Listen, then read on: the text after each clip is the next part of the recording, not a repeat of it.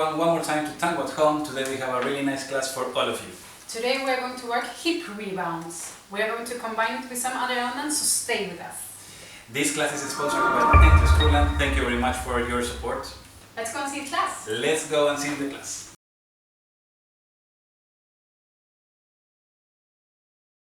Hip rebound. So a normal rebound we are doing in this way, and this you already know. It can be back, side or forward. A hip rebound we use when we're doing a circular motion in a pivot, in this way.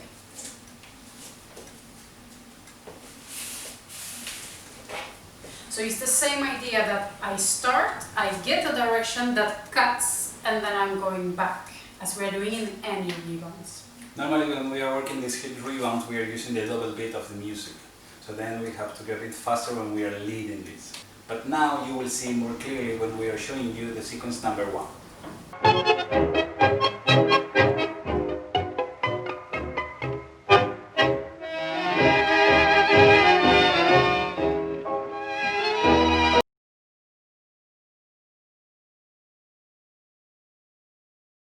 Leaders. What do we have to think about when we are leading a hip rebound? We have to give an impulse during her pivot, and we have to stop that impulse. So then she will speed the pivot, and when she gets the stop moment, she will receive that stop on her upper body, and then she will continue with the lower body into the new direction. We will start with the side step. From here we will create a pivot. Great. We are changing the weight either to the right. Now, while we are changing the weight to the side, to the left, in this case we have first this transition, the middle, and then we have the moments when we arrive. So we can divide this in 2 moments.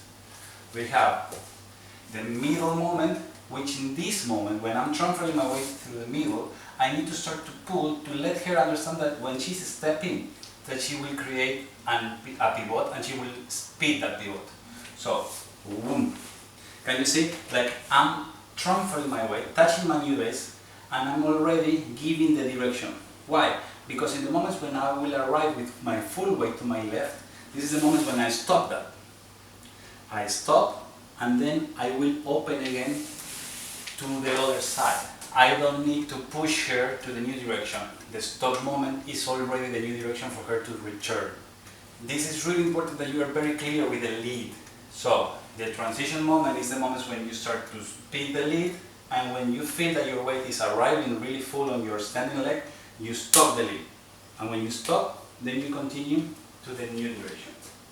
And this is actually the whole point, I would say, about this hip rebound. That the weight of my hip, it's going into Kwampi's stop and then it's rebounding back. So he don't actually need to push what Kwampi was saying. He's stopping and then it has a rebound. That's my weight. So what I'm doing as a follower, after I have my side step, I do a front pivot and I enter into a front ocho situation. And from here what I feel from Kwampi is this acceleration, this impulse moment to make my front ocho. But it's not a normal front ocho because it has extra speed. No? So what I need to do is all the things that you know from the front ocho that you can watch in this video, but we have to do it a little bit faster. No? So we need to connect all these things faster, tighter inside our body. So we go directly into the pivot, I feel the stop, and then I need to go back. So I need to rewind what I did in the front ocho to then go back in the back ocho. We leaders, to be able to lead this very clear, we have to also think about and feel where is her weight, what her body is doing. Because I understand technically what I have to do. Okay, from the middle I have to start to pull, and then when I arrive I have to stop. Yes, that's right, that's the way, that's the technical part. But how is related is with her. So when she's passing through this moment from the lead, you need to feel here that she's really moving her lower body, and she will let you feel that in the embrace when she's passing. So when you start to stop, connect your standing leg with your center and your arm, then you will have your full body to feel when she's stopping to follow her new direction with a side step.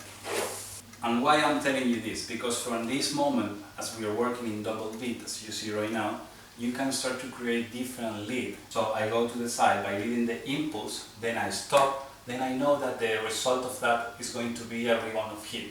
But what happens if I don't stop that? If I give a new impulse, what I can create with that? But you will see this a little bit more after.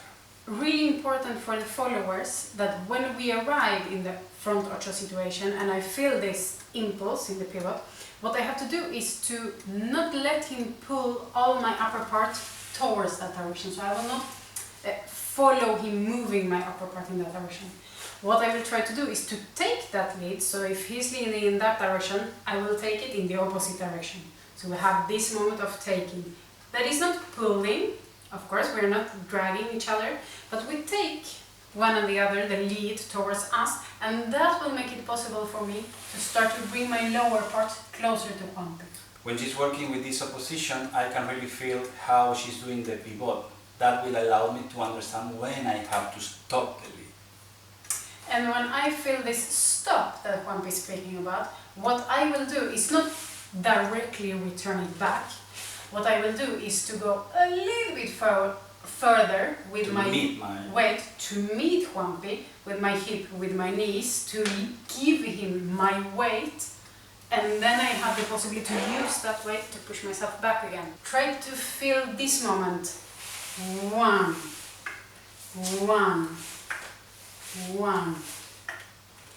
This meeting, this weight that is going and going away from each other. Also, this will really help you to understand our second sequence, because after this front ocho, we will add a new element. So now you are going to see the sequence number 2.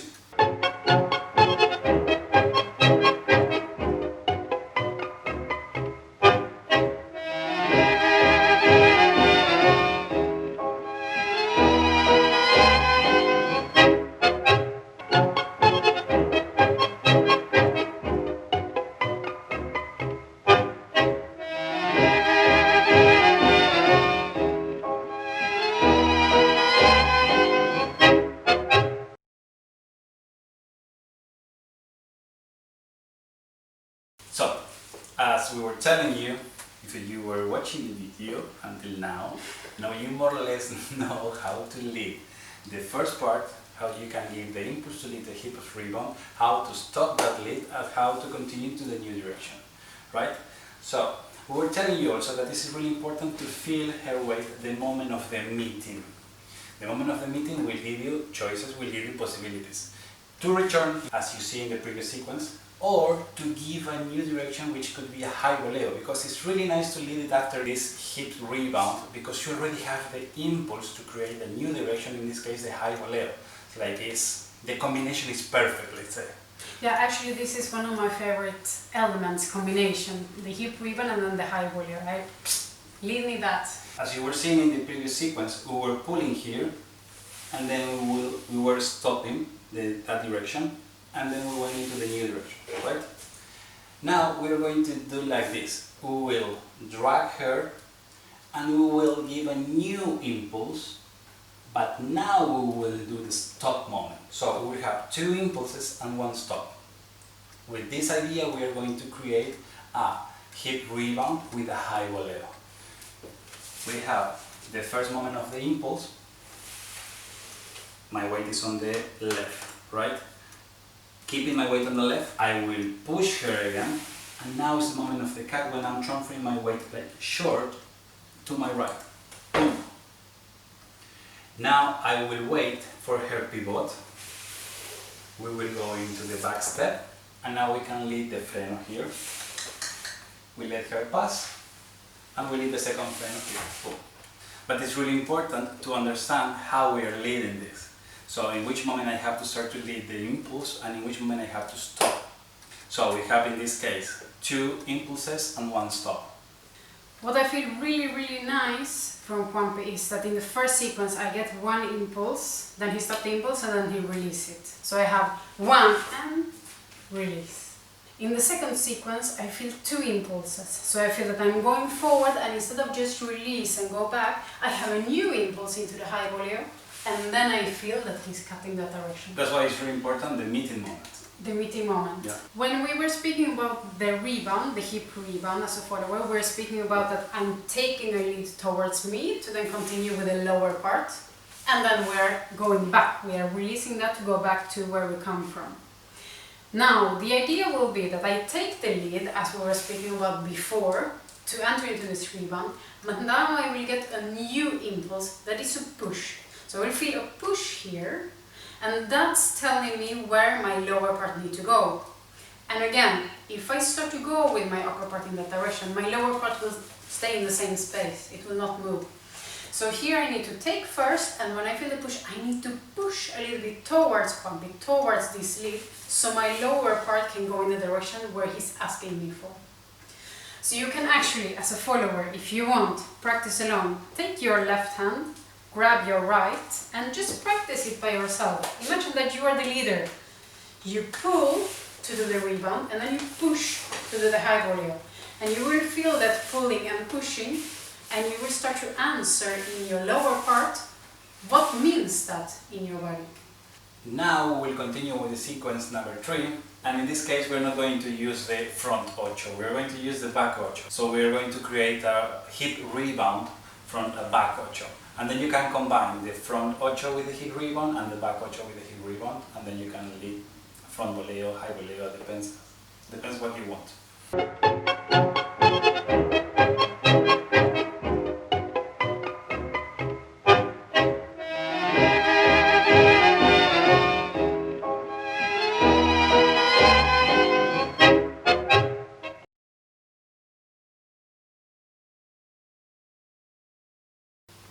So in this sequence we are working with the back ocho. We will start with a side step, back ocho, and when she will start her second back ocho, there is a moment when we have to apply the first rule what we're talking about in the first sequence. While I'm transferring my weight, I need to speed her pivot, and when my weight is arriving full on my standing leg, I need to stop the pivot. So then she will continue with the hips, and then she will return with the lower body into the new direction. But as we are already here, we are doing again, we are repeating again the sequence number 1, boom, pack, and we will continue with a sanguchito. So here we have first tomada with the right, second tomada with the left, then we take the back step, and we go into the freno. So for this sequence as a follower, I'm starting with the back ocho, side step, back ocho, back ocho, and when I enter into this second back ocho, I will start to feel the impulse that Juanpi is giving me for the pivot. And as we were saying in the first sequence, I will fix my upper part, so I will not continue move my upper part in that direction. I will fix my upper part, and I will start to push my leg behind so I can start my back pivot. When I start to go with my leg behind and I start with my back pivot, I will feel a stop in the upper part.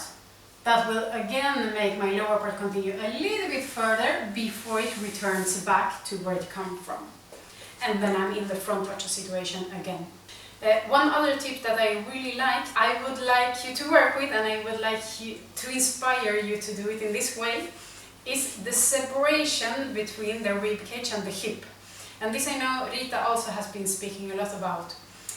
But it will help you a lot to feel the weight in your hip when you are doing these hip rebounds, forward and back, instead of compress the rib cage and the hip together and feel that you are moving everything in a block. So when I'm doing this separation, it's when I'm stepping and I start to feel the lead for the pivot that goes around. So we can say I step, and now when I start to bring my leg, I'm doing this. And then I can start to move my lower part in the direction where Juanpi asked me for, and then I can release it when I'm stepping forward again.